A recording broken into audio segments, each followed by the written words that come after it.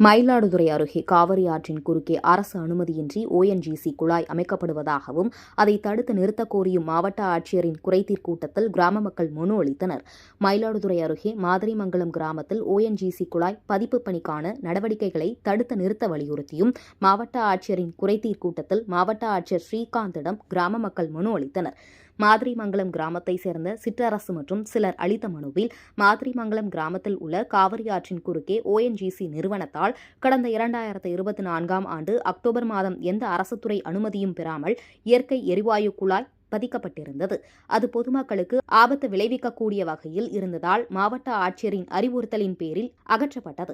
தற்போது ஓஎன்ஜிசி நிறுவனம் எந்த அரசுத்துறையின் அனுமதியும் பெறாமல் மீண்டும் குழாய் பதிப்புக்கான ஏற்பாடுகளை மேற்கொண்டு வருகிறது. ஆற்றில் அதிக அளவில் தண்ணீர் சென்று கொண்டிருக்கும் நிலையில் ஆற்றங்கரையில் துளையிட்டு குழாய் பதிப்பதால் பொதுமக்களும் விவசாய நிலங்களுக்கும் பாதிப்பு ஏற்படும் என மாவட்ட ஆட்சியர் இதுகுறித்து கவனம் செலுத்தி ஓஎன்ஜிசி நிறுவனத்தின் குழாய் பதிப்பு பணிக்கான ஏற்பாடுகளை தடுத்து நிறுத்த வேண்டும் என அதில் தெரிவிக்கப்பட்டிருந்தது.